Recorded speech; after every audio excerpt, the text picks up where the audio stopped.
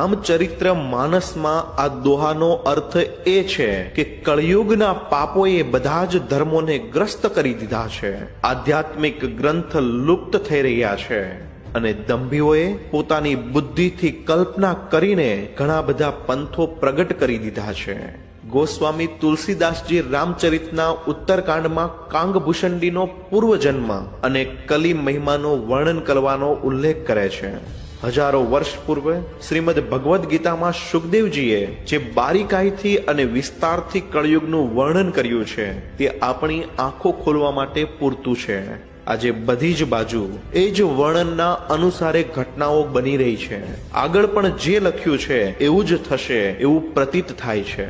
તો ચાલો મિત્રો જાણીએ કે આપણા ધર્મ ગ્રંથોમાં કળિયુગ વિશે શું લખાયું છે અને તે કેવી રીતે અને ક્યારે સમાપ્ત થશે. નમસ્કાર અને સ્વાગત છે તમારું બધાનું ધાર્મિક વાતોમાં. કળિયુગ એટલે કે કાળો યુગ, ઘમંડ અને ઝઘડવાનો યુગ, જે યુગમાં બધાના મનમાં અસંતોષ હોય, બધા જ માનસિક રૂપે દુખી હોય, એ યુગ એટલે જ કળિયુગ. આ યુગમાં ધર્મનો ચોથો ભાગ જ બચ્યો છે. કળિયુગનો આરંભ 3102 ઈસુ પૂર્વમાં થયો હતો. શ્રીમદ ભાગવત પુરાણ અને ભવિષ્ય પુરાણમાં કળિયુગના અંતનું વર્ણન જોવા મળે છે. કળિયુગમાં ભગવાન કલ્કીનો અવતાર થશે, જે પાપીઓનો સંહાર કરી ફરીથી સતયુગની સ્થાપના કરશે. ક્યારે થશે કળિયુગનો અંત?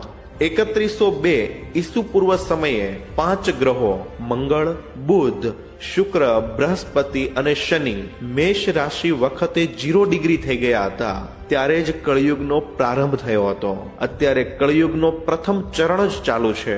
આપણા પુરાણોમાં કળિયુગની અવધિ અને તે સમાપ્ત કેવી રીતે થશે તેનું વિસ્તારથી વર્ણન કરેલું છે. કળિયુગની અવધિ 1200 દિવ્ય વર્ષ બતાવેલી છે. મનુષ્યનો 1 મહિનો પિતરોની 1 દિવસ રાત બરાબર થાય છે.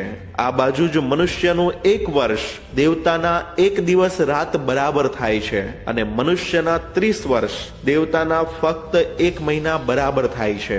કળિયુગની અવધિ 1200 દિવ્ય વર્ષ સુધી બતાવેલી છે અને આ હિસાબના આધારે કળિયુગનો કાળ 4,32,000 વર્ષ સુધી ચાલશે. તેના આધારે કહીએ તો 3102 2016 બરાબર 5118 વર્ષ વીતી ગયા છે અને 4,26,882 વર્ષ હજુ બાકી છે. મનુષ્યના 8,84,000 વર્ષ એટલે દેવતાઓના 2400 દિવ્ય વર્ષ અર્થાત એક દ્વાપર યુગની સમાન છે. તો બીજી બાજુ ત્રેતા યુગ 3600 વર્ષનો હોય છે, જેમાં મનુષ્યના 12,96,000 વર્ષ આવે છે. કળિયુગ બાકી બધા યુગો કરતા નાનો છે. ચાલો હવે જાણીએ કળિયુગના અંત સુધીમાં શું શું થશે. સૌથી પહેલા તો એ થશે કે મનુષ્યનું સરેરાશ આયુષ્ય 20 વર્ષ થઈ જશે. 5 વર્ષની નાની ઉંમરમાં જ સ્ત્રી ગર્ભવતી થશે. 16 વર્ષનો મનુષ્ય વૃદ્ધ થઈ જશે અને 20 વર્ષની નાની ઉંમરે મૃત્યુ પ્રાપ્ત થશે. બ્રહ્મ વૈવર્ત પુરાણમાં એવું બતાવેલું છે કે કળિયુગમાં એક એવો પણ સમય આવશે જ્યારે મનુષ્યની ઉંમર ખૂબ જ ઓછી થઈ જશે. યુવા અવસ્થા સમાપ્ત થઈ જશે.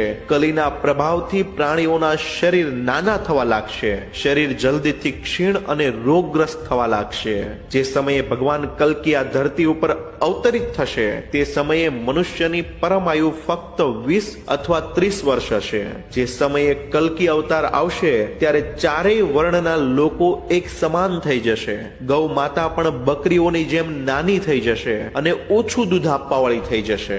એ સમયે મનુષ્ય શું ખાશે? યુગના અંતમાં સંસારની એવી દશા થશે કે જમીનમાં અન્ન નહીં ઉગે. લોકો માછલી અને માંસ ખાશે અને ઘેટા બકરાનું દૂધ પીશે. ગાય લુપ્ત થઈ જશે અને હશે તો પણ બકરી સમાન.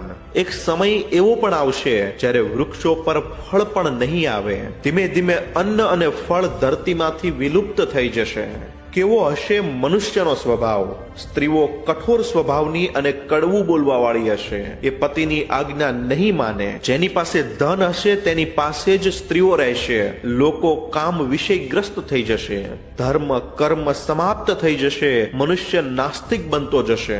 બધા જ એકબીજાને લૂંટવામાં રહેશે. કળિયુગમાં સમાજ હિંસક બનશે. ભીડમાં લોકો આવશે અને એક મનુષ્યનો જીવ લઈ લેશે. જે બળવાન છે તેમનું જ રાજ ચાલશે. માનવતા નષ્ટ થઈ જશે, સંબંધો ખતમ થઈ જશે, એક ભાઈ પોતાના જ ભાઈનો શત્રુ બનશે, પિતા પુત્રનો અને પુત્ર પિતાનો વધ કરવામાં સંકોચ નહીં કરે, પોતાની પ્રશંસા માટે લોકો મોટી મોટી વાતો કરશે પરંતુ સમાજમાં તેની નિંદા નહીં થાય. આ બધી વાતોને સાંભળીને એવું લાગે છે ને તમને કે જાણે વર્તમાનની વાત જ લખાયેલી છે આપણા પુરાણમાં? કેવો હશે મનુષ્યનો ધર્મ? કળિયુગમાં લોકો શાસ્ત્રથી વિમુક્ત થઈ જશે, અનૈતિક સાહિત્ય જ લોકોને પસંદ આવશે, ખરાબ વાતો અને ખરાબ શબ્દોથી જ વ્યવહાર થશે, સ્ત્રી અને પુરુષ બંને અધર્મી થઈ જશે, સ્ત્રી પતિવ્રતા ધર્મનું પાલન કરવાનું બંધ કરી દેશે અને પુરુષો પણ એવું જ કરશે. સ્ત્રી અને પુરુષોને સંબંધિત બધા જ નિયમો વિલુપ્ત થઈ જશે. શ્રીમદ ભાગવતના દ્વાદશ સ્કંધમાં કળિયુગના ધર્મને અંતર્ગત સુખદેવજી પરીક્ષિતજીને કહે છે, જ્યાં જ્યાં ઘોર કળિયુગ આવતો જશે ત્યાં ત્યાં ઉત્તમ ધર્મ, સત્ય, પવિત્રતા, ક્ષમા, દયા, આયુ, બળ અને સ્મરણ શક્તિ વિલુપ્ત થતી જશે. ક્યારે આવશે મહાપ્રલય? ઘણા વર્ષો સુધી જમીન સૂકી રહેવાના કારણે કળિયુગના અંતિમ સમયમાં ખૂબ જ મુશળધાર વરસાદ થશે, જેનાથી ચારે બાજુ પાણી જ પાણી થઈ જશે. સમસ્ત પૃથ્વી પર જળ હશે. તેની સાથે એક સાથે 12 સૂર્ય ઉદય થશે અને તેના તેજથી આ પૃથ્વી સુકાઈ જશે. કળિયુગના અંતમાં ભયંકર તોફાન અને ભૂકંપ આવશે. લોકો મકાનોમાં પણ નહીં રહી શકે, લોકો ખાડા ખોદીને રહેતા હશે. મહાભારતમાં કળિયુગના અને પ્રલયને લઈને ઉલ્લેખ છે અને તેમાં કહેવાય છે કે કળિયુગનો અંત જળથી નહીં પરંતુ પૃથ્વીની ગરમીના લીધે થશે. મહાભારતના વન પર્વમાં ઉલ્લેખ મળે છે કે કળિયુગના અંતમાં સૂર્યનું તેજ એટલું બધું વધી જશે કે તેના લીધે સમુદ્ર અને બધી જ નદીઓ સુકાઈ જશે.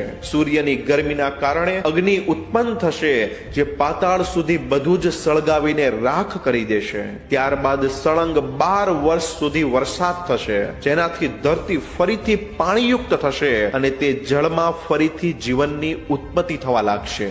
તો મિત્રો, આજે આપણે કળિયુગની એવી ઘણી બધી અજાણી વાતો જાણી, જેને જોઈને ખૂબ જ આશ્ચર્ય તો નથી જ થતું, કારણ કે ઘણી બધી વાતો આજે આપણી આંખ સમક્ષ થઈ રહી છે. પરંતુ જેવી રીતે કળિયુગ આગળ વધતો જાય છે તેવી રીતે ખૂબ જ પાપ, દ્વેષ અને અધર્મ વધવા લાગશે. પરંતુ આવા કઠિન સમયમાં પણ માનવતા હશે અને તે માનવતા એવા લોકોમાં હશે જે ધર્મનો સહારો લેતા હશે.